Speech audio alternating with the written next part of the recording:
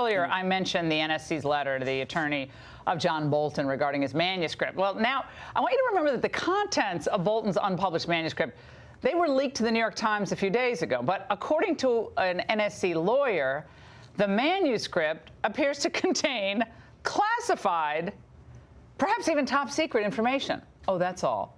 Joining me now is White House counselor Kellyanne Conway. Kellyanne, in light of this, does the White House consider this a leak of classified information potentially?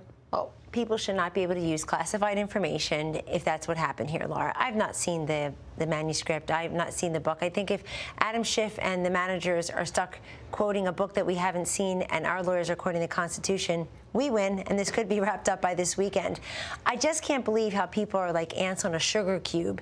Every time there's a new person, a new shiny object impeachment. Thank you, new bombshell. You know what the bombshell interview with John Bolton was? It happened on August 29th. He gave an interview to We have foreign. it. No, I think it's terrific because he basically talks about the calls that President Trump has had with President Zelensky. Let's listen to it. We'll be meeting President Zelensky. He and President Trump have already spoken twice. President called to congratulate President Zelensky on his election and then on his success in the parliamentary election. They were very warm and cordial calls. We're hoping that they'll be able to meet in Warsaw and have a few minutes together. We also have an interesting flashback from 2010 when John Bolton was talking about, well, sometimes you might need to lie for the sake of his view of national security. Did you ever lie for your country? I don't think so knowingly, but I certainly am able to spin things, and a good diplomat is able to spin things, just like American politicians. You would lie in order to preserve the truth. If I had to say something I knew was false to protect American national security, I would do it. He would lie to preserve national security. Well, perhaps John Bolton thinks Donald Trump is a threat to national security, and that's why he's going to spin what he spins now. I was really struck by his August 29th interview. Why is that important? That's a full 5 weeks after the second Zelensky call that everybody is saying, oh, my God, that call. John Bolton's interview and Donald Trump's call with Vladimir Zelensky are very similar in this way. I don't hear the word aid, demand.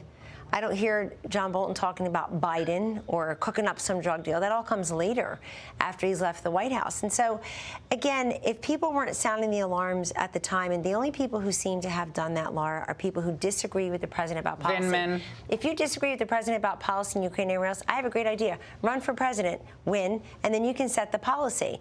I think that this entire impeachment in the Senate, I have to give a lot of credit to the White House's lawyers, the president's lawyers, for this reason. They look like lawyers in a courtroom. They actually are taking it very solemnly. And I thought today was great because you have senators asking questions. To me, that's far more important than witnesses. We heard from 17 witnesses. They were all Democratic witnesses. We are 0 for 17 in terms of being able to call witnesses. And that's why some of these senators, even those who are up for re-election this year in swing states, Laura, they're saying, I don't need to hear from the 18th, 19th, 20th witnesses. The Democrats blew it in the House because their witnesses were a bunch of law professors and each other. Well, Alan Dershowitz was up late tonight, one of the last people to speak, and he was talking about this phrase that they keep throwing out, nobody is above the law, and he kind of turned it on the Democrats. Anything the House wants to do to impeach is impeachable. That's what's happened today. That places the House of Representatives above the law. We've heard much about no one's above the law. The House of Representatives is not above the law. Yeah, I mean, they want to be able to call the president guilty of extortion, conspiring with the Russians. They were saying all this stuff, defaming the president.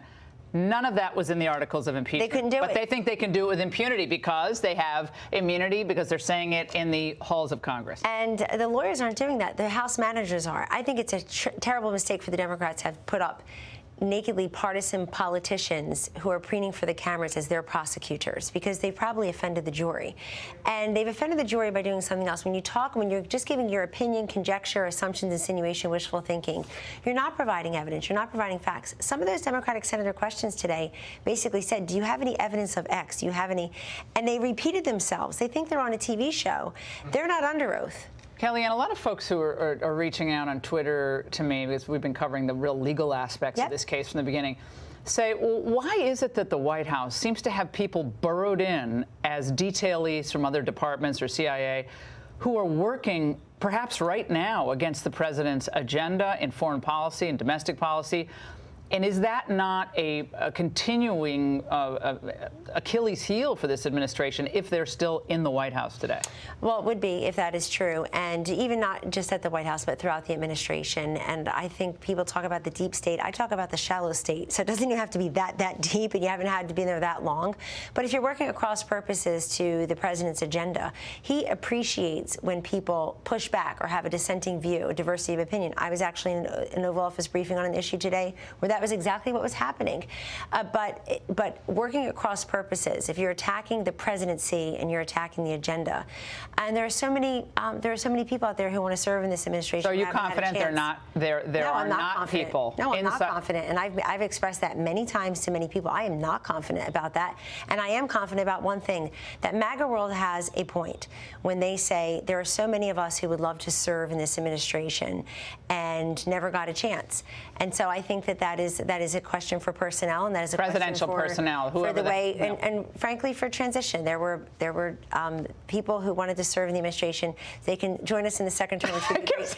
I kept saying that. Wait a second. Kellyanne, I kept saying, who are these people? And weren't they kind of working with a Jeb Bush kind of? I mean, God bless Jeb Bush, but I mean, we love all people. One thing I don't understand about today, though, is, look, I think this is very important. The Democrats are saying our evidence is overwhelming. I thought that when Jerry Nadler and Zoe Lofgren went on TV after the articles of impeachment passed, but before the Senate trial started, they made a big mistake. They probably should have not spoken publicly, because they all said, well, the reason we did this was the evidence was overwhelming. We had all we need. Now they want more evidence. Oh, yeah. And, you know, what you say is very important, because I think history will look back and say, well, that's terrible that Ukraine didn't get its aid that year. No, actually it did. It got more, and it got lethal aid. No matter what Bolton says, none of the facts, nothing has changed. And these books, people probably don't realize the president's pushed back on a lot of these books. I'm not talking about this book because I haven't seen it yet, but a lot of these books, Comey's books, I don't like the people who write books. All of you working in the White House tonight, if you're working in the White House, you're doing it as a civil servant. The idea that you go out of the White House and you dine out on having served and getting your taxpayer-funded paycheck, and then you go out and write a book. I don't like the book writers. I'm sorry. I know everyone does it. I don't like it. I think it's disloyal. I like the fact that this president actually gave Ukraine stuff that they can use to fight their aggressors, and Obama was basically like the My Pillow guy. That point has been made. I mean, totally My Pillow guy. But you know what? That's what's going to come out after he's acquitted. That's what will happen. People will say, "Why didn't Ukraine get its aid? It got its aid." I still think we should re-examine a lot of this foreign aid. I'm like way to the right of Trump on that, but I appreciate it. He's been doing that for a long time, and he's been making people pay their fair share. That's where this all started. Even John Bolton admitted in the August 29th interview, Laura, that we gotta those calls were about corruption. All right, Kellyanne, great to see you. Thank you.